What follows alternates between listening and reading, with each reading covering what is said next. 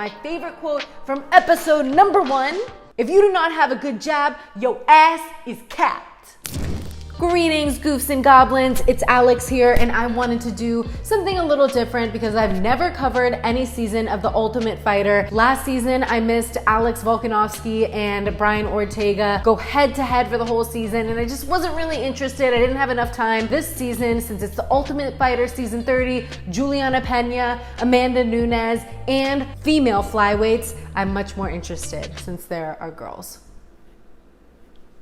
Did he just, Dave? Did he just say Dave? he was gay? We're pretty sure in the booth we just heard him say he was gay. If you missed episode 1 of The Ultimate Fighter Season 30, don't worry, I got you covered. On ESPN Plus, I think they took down episode 1. So if you want to know how the fights or the fighters were broken up, Team Pena has Hannah Guy, Mo Usman, Kamaru Usman's little brother, Juliana Miller from 10th Planet San Diego, Invicta, Zac Pauga, Jordan Heiderman, Helen Peralta, who's 5'3", a bare knuckle boxer, has also fought in Invicta. She has a loss to Kay Hansen, but a win over Cheyenne Vlismas. Chantel Coates, who's 34 years old, 5'3", and then Bobby Maximus on Team Pena. Now, Team Nunes, you have Eduardo Perez, Brogan Walker, who is a girl, Brogan Walker. I like the name. It just sounds like a bro, but she's a girl. She's super cute, 32 years old, and she has a win over Miranda Maverick and a loss against Erin Blanchfield and Pearl Gonzalez, which are two really top tier girls. So I'm excited to see how she does. Chandler Cole, Kaytlin Neil, who is a 5'8" Syndicate, aka a fighter that trains at a Syndicate MMA over there in Las Vegas. Mitchell Sipe, Niall Bartling, Claire Guthrie, and Catherine Julia Proprocki. And the storylines right off the bat,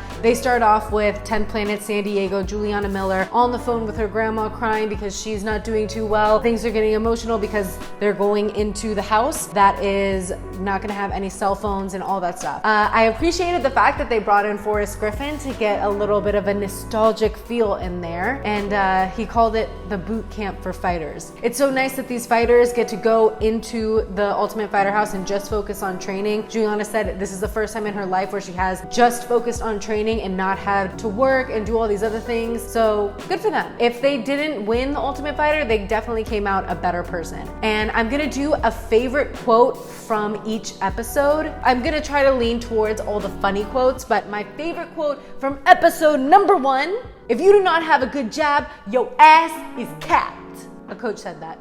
Put that on my grave. And then the first matchup between Niall Bartling, a wrestler who's very farm strong.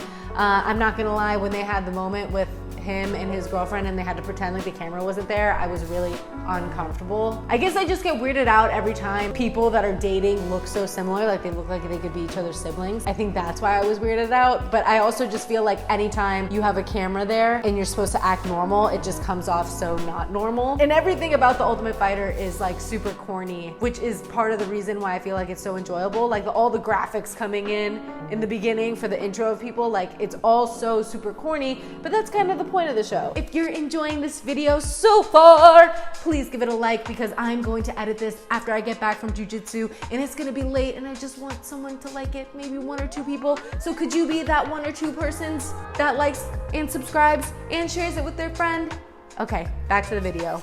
Niall Bartling, he is undefeated coming into the house, headed against Zac Pauga, who I mentioned before. The Niall Bartling guy shot himself in the foot while he was on the farm, so that sounds very Bryce Mitchell-esque. You know, I live in a 35-foot camper and drive a Toyota Corolla with 240,000 miles on it. I'm not trying to impress nobody. And then Zac Pauga ends up getting it done. Good first episode. I thought they were doing a good job of setting up the storylines that are to come, like Juliana Miller taking on Claire Guthrie because Claire had beaten her in Invicta FC and Juliana lost by decision. She says that's a fight that she would love to run back. They're on opposite teams.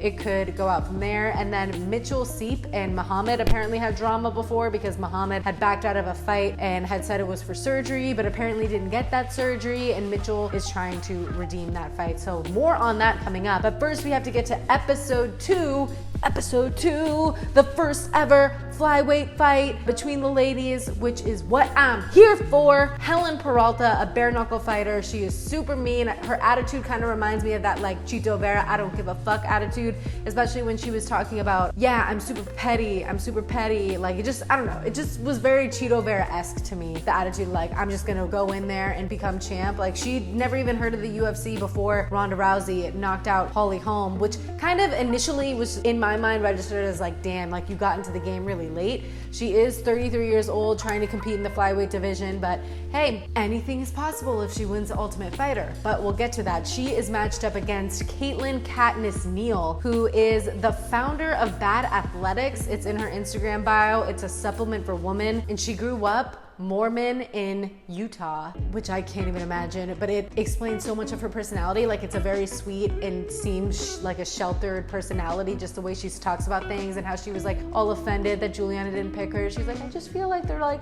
picking on me, or they want me to lose. Like just everything she said was just so sincere and like innocent. I'm like, damn, you really like grew up in Utah. The week of her fight, she gets a call from her sister, and the way she tells the story is pretty not funny to me, but like it was just so not built up. She literally was just like, yeah, my sister called me and all she said was, hey Kate, I just want to let you know Dad died.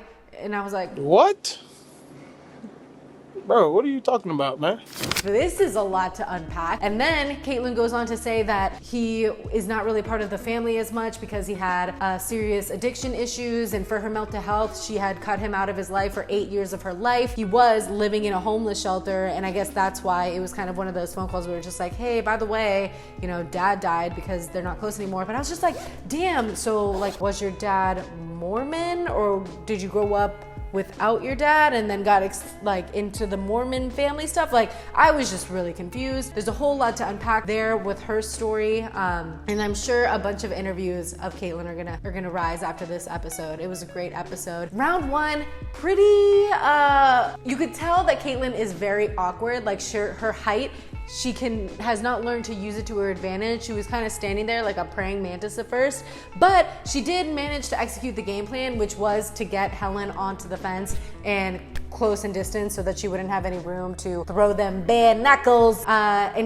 And Kaytlin did a good job. She basically nullified Helen's threat, which was her stand-up game. Honestly, Helen came in there and she's like, there is no plan B for me. I'm knocking her ass out and I'm gonna become the Ultimate Fighter. But when she got out there, she was fighting like she had a plan B. Like if you don't have a plan B, you get in that octagon and you fucking pretend like your hair's on fire and you charge and you do some crazy shit. She did not have that energy. Dana White said in the post-fight interview that they both seemed a little bit cautious, and that's why it resulted in them going to the third round, because it was just so not, it was anticlimactic to say the least. But I think the takedowns that Kaytlin got were what made it so she won the split decision. And I also really liked the moment where they took a second to recognize Michael Chiesa for all the adversity that he went through on his season of The Ultimate Fighter, season 15, when his dad was terminally ill and he passed away on the show, and then he ended up going on a run and winning the Ultimate Fighter. So freaking motivating. Michael Chiesa's the man. Apparently he just got married and a bunch of people were at his wedding and it was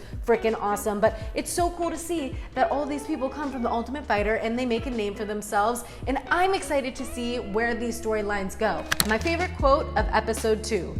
Favorite quote of episode 2 from Helen Peralta. She said in response to how tall Kaytlin Neil is, she's like, the taller the building, the more windows for me to fucking break.